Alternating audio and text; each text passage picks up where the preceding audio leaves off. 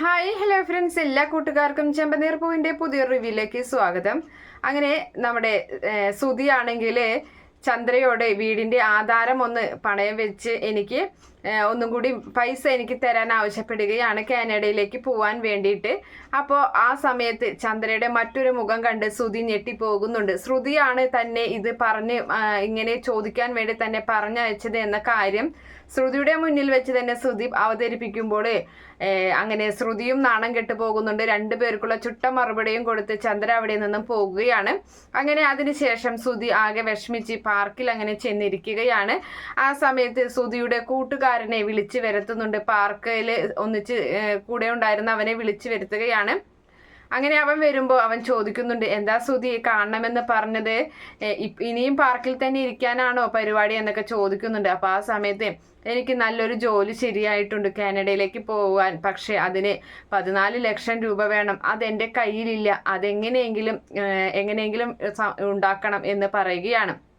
അപ്പം ആ സമയത്ത് ഇനിയിപ്പോൾ എന്ത് ചെയ്യും എന്നൊക്കെ ഇങ്ങനെ പറഞ്ഞു നിൽക്കുമ്പോൾ കൂട്ടുകാരൻ പറയാണ്, നീ വിഷമിക്കേണ്ട, നമുക്കൊരിടം വരെയും പോകാം എന്ന് പറയുകയാണ്. അപ്പം എങ്ങോട്ടാണെന്ന് ചോദിക്കുമ്പോൾ ഒരു സ്വാമിജി കാണാൻ വേണ്ടിയിട്ടാണെന്ന് പറയുന്നുണ്ട്.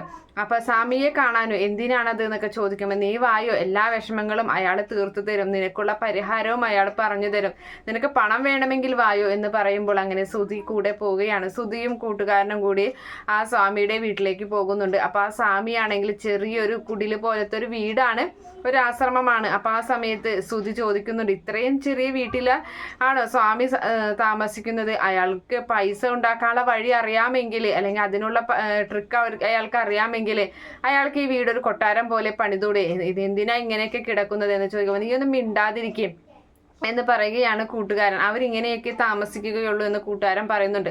അപ്പൊ ശ്രുതി പറയാണ്, എന്തോരം ആൾക്കാരാണ് ഇവിടെ ക്യൂ നിൽക്കുന്നത്, ഇതെന്താ ഇത്ര അധികം തിരക്ക് എന്ന് ചോദിക്കുമ്പോൾ അതാണ് ആ സ്വാമിയുടെ പ്രത്യേകത, ആ സ്വാമിക്ക് നല്ല കഴിവുണ്ട്, അതുകൊണ്ടാണ് ഇത്രയും ആൾക്കാർ വരുന്നത് എന്നും കൂടി പറഞ്ഞിട്ട് അങ്ങനെ സ്വാമിയെ കാണാൻ വേണ്ടിയിട്ട് രണ്ടുപേരും അകത്തേക്ക് കടക്കുകയാണ്. അപ്പൊ സ്വാമിയാണെങ്കിൽ ധ്യാനത്തിൽ ഇങ്ങനെ ഇരിക്കുകയാണ്, കണ്ണും അടച്ചിരിക്കുന്നുണ്ട്. അപ്പൊ ശ്രുതി പറയണത്, അയാൾ ദേ ഉറങ്ങുകയാണല്ലോ കണ്ണും അടച്ചെന്ന് പറയുമ്പോൾ മിണ്ടാതിരിക്കും, ഉറങ്ങുകയല്ല, അത് ധ്യാനം ചെയ്യുകയാണ് എന്ന് പറയുന്നുണ്ട്.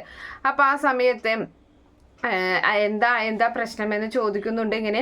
അപ്പോൾ ആ സമയത്ത് പറയുന്നുണ്ട്, അതെ എൻ്റെ പ്രശ്നം തീർക്കുന്നതിന് മുമ്പ് ഞാൻ ഒന്ന് രണ്ട് ചോദ്യം അങ്ങോട്ട് ചോദിച്ചോട്ടെ എന്ന് ശ്രുതി ചോദിക്കുകയാണ്. അപ്പോൾ കൂട്ടുകാരൻ പറയുന്നുണ്ട്, നീ എന്താ ചോദിക്കാൻ പോകുന്നത്, അല്ല എന്നേക്കാളും കൂടുതൽ അറിവുള്ളതാണോ, എന്നേക്കാളും കൂടുതൽ പഠിച്ചതാണോ എന്നറിയാൻ, എനിക്ക് ഇത്രയധികം ഡിഗ്രിയും കാര്യങ്ങളൊക്കെ ഉണ്ടല്ലോ, അപ്പം അതുകൊണ്ട് എനിക്ക് പരിഹാരം പറഞ്ഞു തരാനുള്ള അറിവ് ഇയാൾക്ക് ഉണ്ടോ എന്ന് എനിക്കറിയണ്ടേ എന്നിങ്ങനെ പറയുന്ന സമയത്ത് സ്വാമിക്ക് ദേഷ്യം വരുന്നുണ്ട്. എന്തായാലും സ്വാമി പറയാണ്, തൻ്റെ നാവ് തന്നെയാണ് തൻ്റെ ഈ ഒരു ഇപ്പോഴുള്ള അവസ്ഥയ്ക്ക് കാരണം, താൻ ഇവിടേക്ക് വന്നത് ഒരു ജോലിയില്ല, ഈ ജോലിക്ക് ശരിയായത് കൊണ്ട് അതിന് പൈസ ഇല്ല, അത് പറയാൻ വേണ്ടിയിട്ടല്ലേ എന്ന് ചോദിക്കുമ്പോൾ ശ്രുതി ഞെട്ടിപ്പോവുകയാണ്. അതെങ്ങനെ ഞാൻ പറയാതെ തന്നെ മനസ്സിലായി എന്ന് പറയുമ്പോൾ അതൊക്കെ അറിയാം, ഏറ്റവും വലിയ പ്രശ്നം എന്ന് പറയുന്നത് തൻ്റെ ഈ നാവ് തന്നെയാണ്.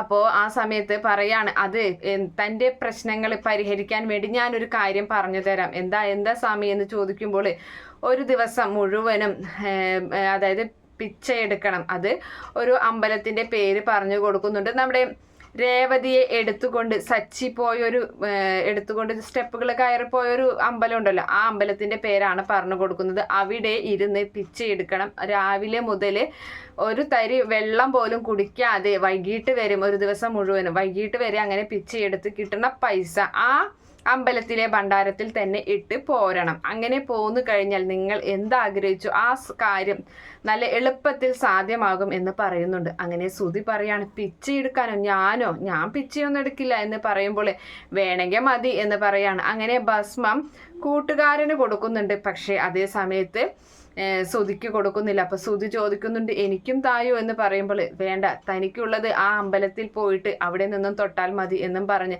അങ്ങനെ സ്വാമിയെ ആദ്യം പരിഹസിച്ചല്ലോ നമ്മുടെ ശ്രുതി, അതുകൊണ്ടാണ് സ്വാമി അങ്ങനെ ഒരു മറുപടി കൊടുക്കുന്നത്. എന്തായാലും ദക്ഷിണ കൊടുക്കുക എന്ന് പറയുമ്പോൾ കൂട്ടുകാരൻ പറയുന്നുണ്ട്, ദക്ഷിണ കൊടുക്കാൻ എൻ്റെ ആകെ 100 രൂപ ഉള്ളടാ എന്ന് പറയണം, അത് കൊടുക്കുക അങ്ങോട്ട് എന്നും പറഞ്ഞ് അങ്ങനെ ആ 100 രൂപയും അവിടെ വെച്ച് നമ്മുടെ ശ്രുതി ആ കൂട്ടുകാരനും അവിടെ നിന്ന് പോവുകയാണ്. എന്തായാലും എന്താണ് അടുത്തത് നടക്കാൻ പോകുന്നത് എന്നൊക്കെ അറിയാൻ വേണ്ടി ഞാൻ അടുത്ത റിവ്യൂ ഇടും. അതുവരെയും കാത്തിരിക്കുക. അതുപോലെ തന്നെ ഈ റിവ്യൂ നിങ്ങൾക്ക് ഇഷ്ടപ്പെടുകയാണെങ്കിൽ ഈ ചാനൽ ഒന്ന് സബ്സ്ക്രൈബ് ചെയ്ത് സപ്പോർട്ട് ചെയ്യുക. അതുപോലെ തന്നെ ലൈക്ക് ചെയ്യാനും കമൻറ്റ് ചെയ്യാനൊന്നും മറക്കല്ലേ. By, thank